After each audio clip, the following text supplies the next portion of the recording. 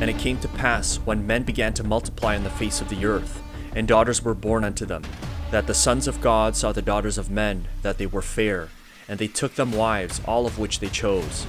And the Lord said, My spirit shall not strive with man, for that he is also flesh, yet his days shall be 120 years.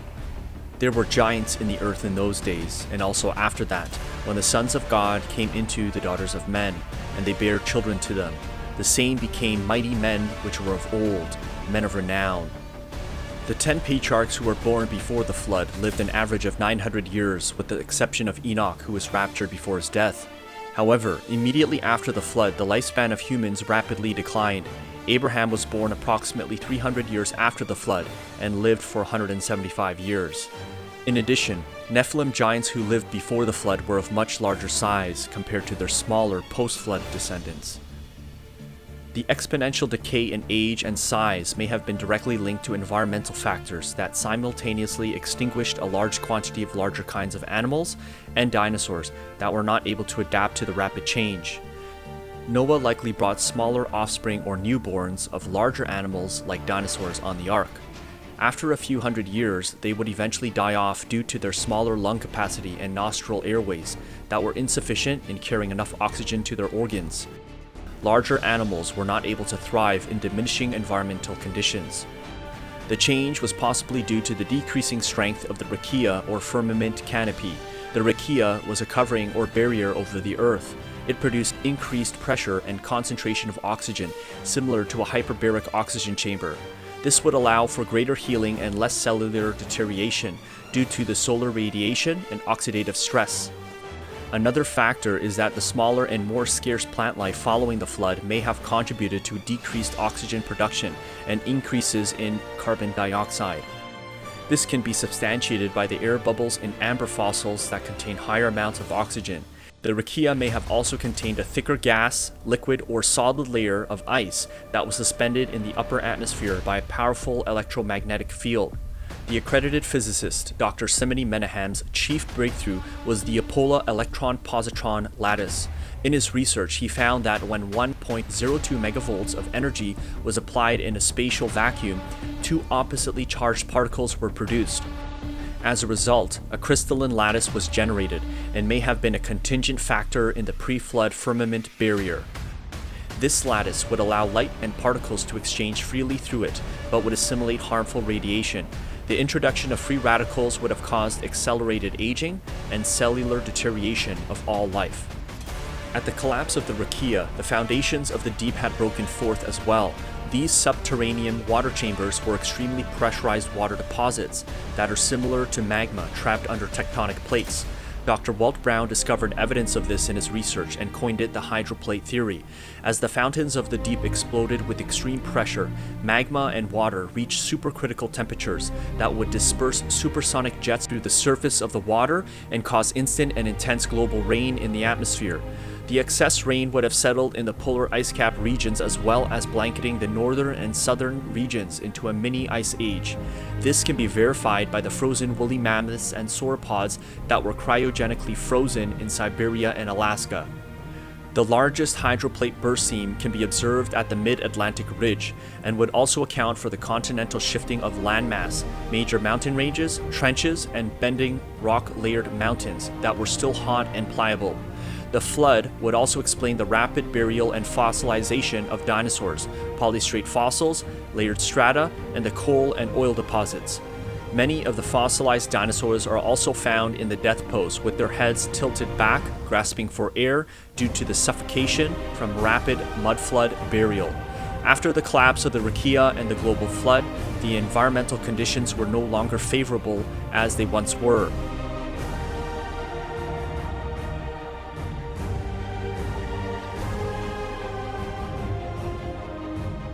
Atlantis and Poseidon in Greek mythology can be linked to the Assyrian described in Ezekiel.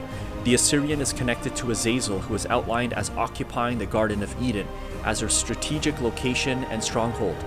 Just as Azazel had intercourse with the daughters of men, Poseidon also did and had offspring. The Assyrian, being the first emperor of the pre-flood world, is described as having many offspring who asserted their military dominance by great waters.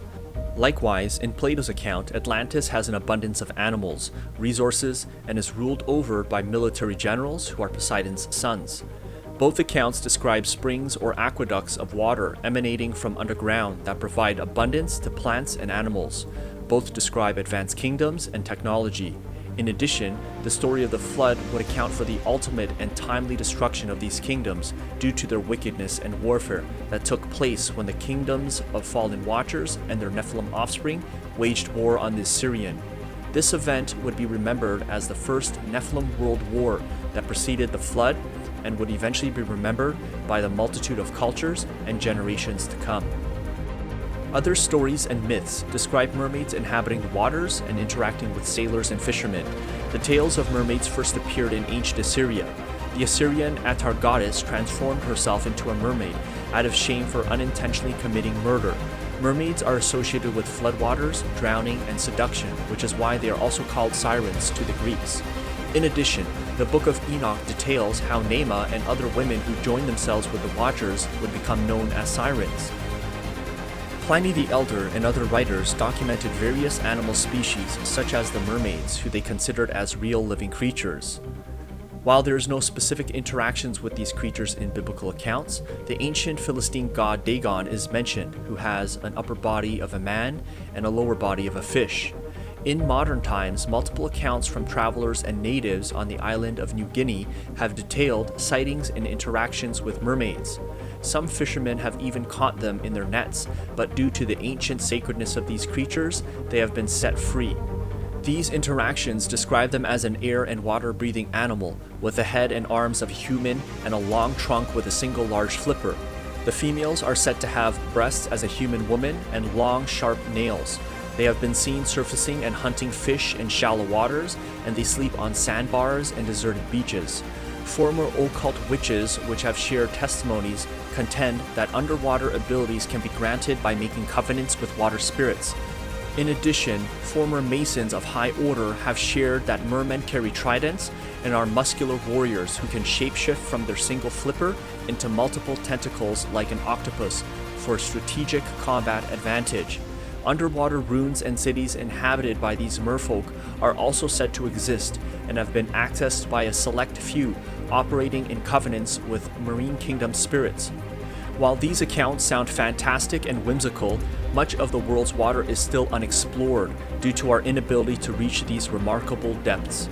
These hybrid creatures may have been linked to the fallen angels who taught the mixture of animals of one species with the other. In other places in biblical history, we see hybrid warriors who fight alongside God's chosen people. Some Gadites defected at David's stronghold in the desert. They were mighty men of valor, trained for battle, experts with a shield and spear, whose faces were like the faces of lions, and who were as swift as gazelles on the mountains. And Ezer was their chief. These Gadites were army commanders. The least was a match for 100, and the greatest for 1,000. It was they who crossed the Jordan in the first month when it was overflowing all its banks, and they put to flight everyone living in the valleys, to the east and to the west. 1 Chronicles 12, 8-14.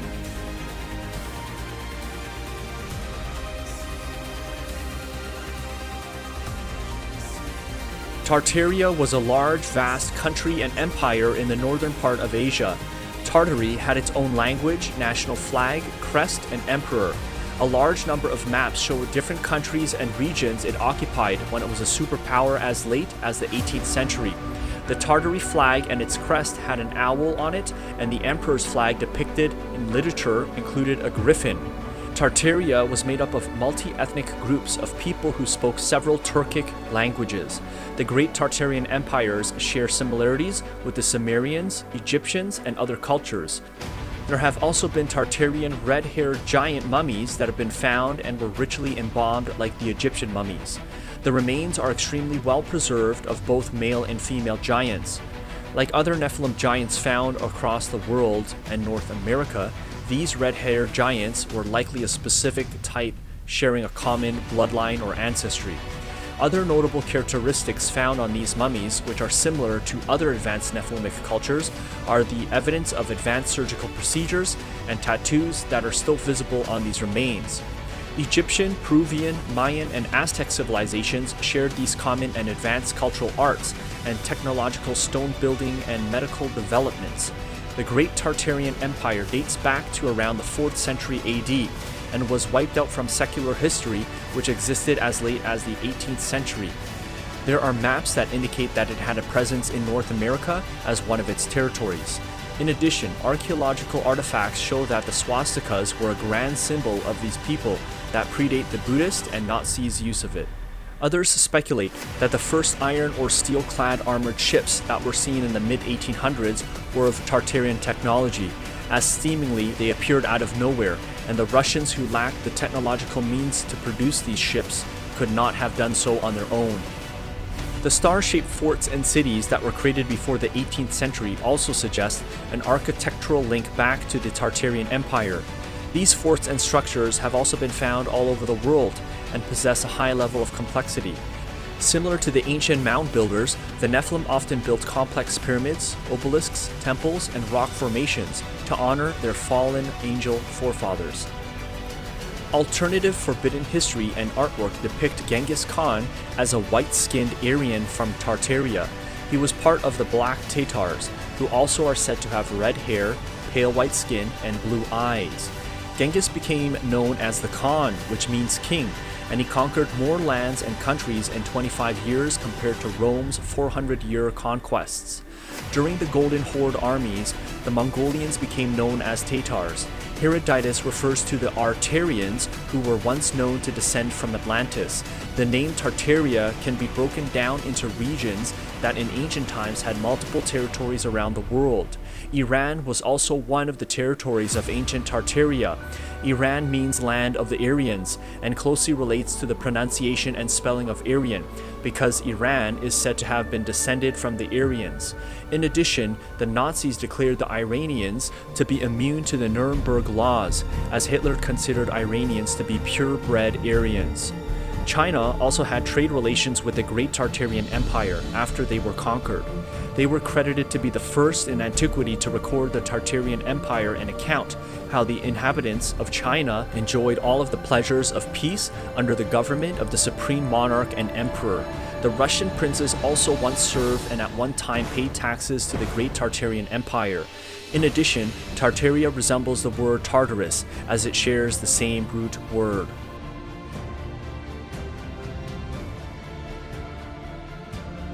Lamech and his family are connected to preserving ancient technology and sciences in the form of hidden pillars and hieroglyphs for future generations after the flood, for it was Lamech's daughter Naamah who was one of the first women exchanged in marriage for technology by the fallen Watchers. The evil Enoch from the counterfeit line of Cain is also said to be responsible for inscribing the forbidden sciences and secrets on tablets or obelisks in the 9 hidden vaults before the flood. After the flood, Hermes uncovers the secret pillars of ancient technology and sciences. His name became synonymous with the evil Enoch, as he became the one to teach mankind forbidden arts in the post-flood world. He was also known as Thoth to the Egyptians and Mercury to the Romans. He is also attributed to hieroglyphs, writing, and as the first builder of the pyramids. As Hermes begins to study the hidden and preserved knowledge, he begins to counsel Nimrod in the ways of wickedness and perversion. Nimrod rises to power at the Tower of Babel as the first post-flood world emperor. However, he eventually is killed by Esau according to the book of Jasher. The Egyptians detail how Hermes was a great counselor of Nimrod, also known as Osiris to the Egyptians. After the fall of the Great Tower of Babel, Hermes is accredited to migrating to Egypt with the ancient decoded knowledge. Afterwards, Egypt begins to rise as a superpower in the ancient world. Nimrod continues to govern Babel, and eventually the people of these lands would become known to the world as the Akkadians, Assyrians, and eventually as the Babylonians. Nimrod Chaldean priests became known as the Magi, who were wise men in secret knowledge and science. Nimrod's sons would continue to practice the same religious ceremonies and rituals as the antediluvian Sumerians did, from the decoded tablets and pillars that were handed down.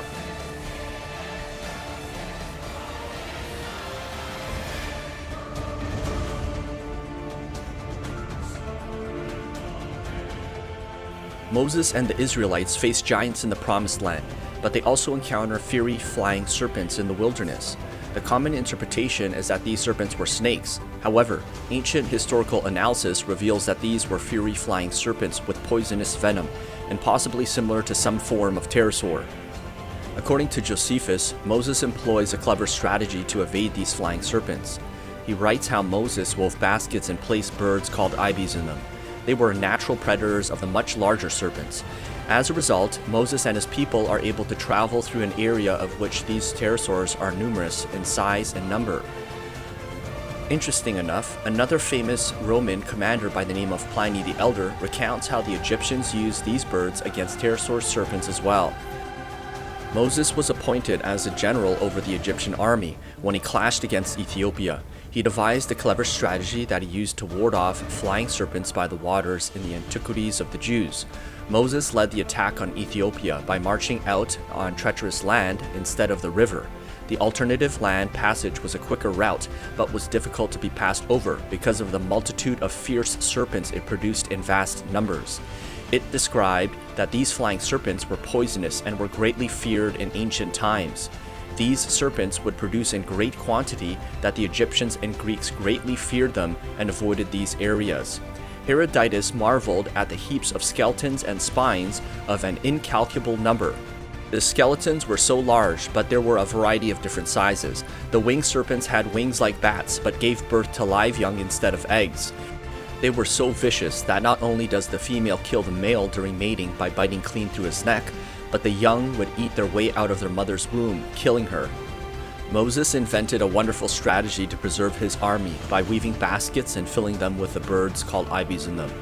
They carried the baskets that repelled the flying serpents, for the smaller birds would attack the larger serpent predators, who were unable to defend themselves from these tiny adversaries. When Moses and the Egyptian army arrived at the enemy's doorstep unexpectedly, they overthrew the city and won the battle victoriously. For this campaign caused the Egyptians to greatly exalt Moses. Josephus chapter 10. Herodotus also wrote of these dragon-like serpents. There is a region moreover in Arabia, situated nearly over against the city of Buto, to which place I came to inquire about the winged serpents. And when I came thither, I saw bones of serpents and spines in quantity so great that it is impossible to make a report of the number. At the beginning of spring, winged serpents from Arabia fly towards Egypt, and the birds called ibis meet them at the entrance of the city, and do not suffer the serpents to go by, but kill them. On account of this deed, it is that the ibis have come to be greatly honored by the Egyptians.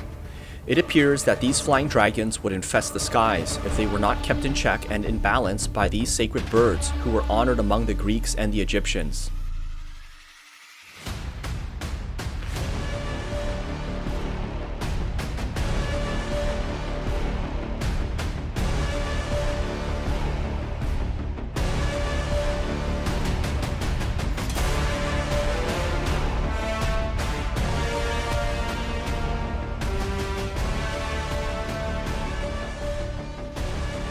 Many Nephilim tribes were wiped out during the war campaigns of Joshua. These remnants of giants migrated and integrated into the societies of other normal human populations. Often groups like the Philistines welcomed these towering monstrosities into their army, rather than making war against the few. The blonde-haired, blue-eyed Celtic giants integrated into other lands and would strike fear into the heart of the Roman Empire. Plutarch characterizes these Cimmerian giants as having invincible strength and courage. In battle, they attack with the force and speed of 5, and no one can withstand them. Caesar describes these giants mentioning their enormous physique, of their unbelievable valor and extraordinary military training. Some were not able to even endure the expression of their faces, or the glare in their eyes. It was not until Gaius Marius and his Legionnaires restructured their military for battle against these titans. After the burning and sacking of Rome, the whole city fled except for Marcus Manlius Capitolinus and the 120 warriors on the Capitol Hill. This would be Rome's greatest defeat, and they suffered at the hands of the Cimmerian giants. The second pinnacle battle against these giants would take place at the Battle of Aquae Sextiae. The Celtic giants would return, but this time with tribes of Germanic Teutoni and Ambroni behemoths. They were all Gallic giants, but they were of the most feared of all of the Celts, as they were wilder, taller than the others. But the previous battles with the Celts would effectively shape the military force, as once they had gotten used to being struck down by the Gauls, the Romans were incapable of imagining anything worse. Gaius Marius was a 25-year-old military general who was a battle-hardened military genius. He completely reshaped the military and instituted special training and tactics, turning the Roman soldiers into an effective fighting and killing machine against the giants who had sacked Rome years earlier.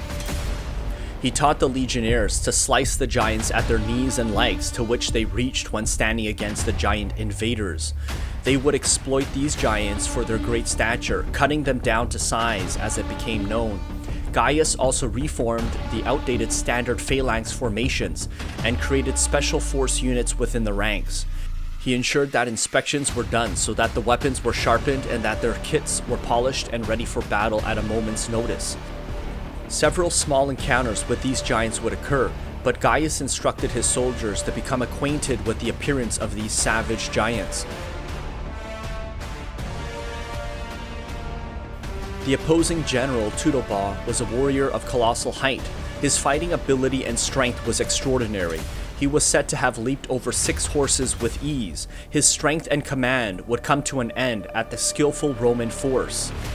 On the appointed day of battle, 180,000 Cimmerians took up a position on the plain, with their army forming a square that measured nearly 4 miles long. Some of their splendidly adorned cavalry, which numbered 15,000, pranced about eager for battle with the Romans. As the battle drew near, the Cimmerian warriors blew their horns and let out a thunderous war cry before engaging the Roman army. Their helmets resembled wild beasts with gaping jaws adorned with plumes of feathers. They appeared even more frightful and more invincible and enormous. As the giants worked themselves into a blood frenzy, Gaius Marius would approach with the Legionnaires from the east. With the sun and wind at their backs, the Romans entered the battlefield as the clashing of the Titans began. Gaius had instructed his Legionnaires to stand their ground on the hill. With their javelins poised at the ready and swords drawn, they would shield themselves and thrust the enemy back down. He assured his men that since the barbarians would be charging uphill, their footing would be unsure and they would be vulnerable. The Legionnaires hurled their javelins and fought with their swords with expert precision. As the battle progressed, clouds of dust rose from beneath the trampled ground. The wind aided the valiant soldiers as the dust blew into the faces of the giants, and the hot sun blinded them, causing their shields to be lifted in order for them to see what lay ahead. The Roman soldiers pierced an opening in the Cimmerian lines. This opening would be exploited as the Romans plunged their swords and breached through the Cimmerian battle formation. As the battle raged on, the Roman legionnaires continued to cut the Celtic berserkers one by one. Some of the remaining giants chained themselves together and fought till their very last breath. The 180,000 strong army was defeated that day. Gaius Marius would be heralded as the third founder of Rome for his military genius and his ferocity in battle against Rome's greatest enemy.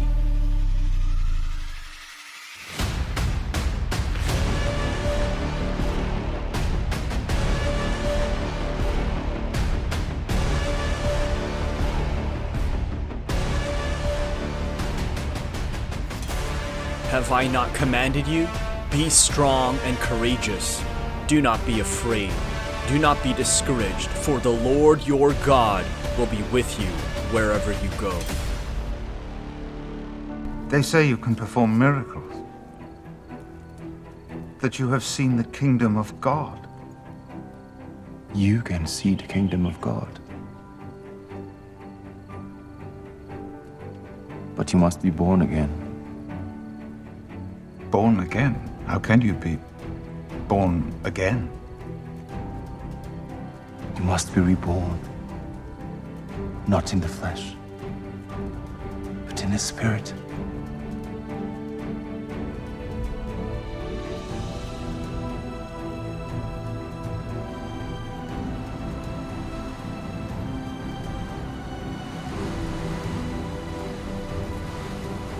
The wind blows where it wishes. You don't know where it comes from, or where it goes. And so it is when the Spirit enters you. God so loved the world that he gave his one and only Son. Believe in him, and you will have eternal life.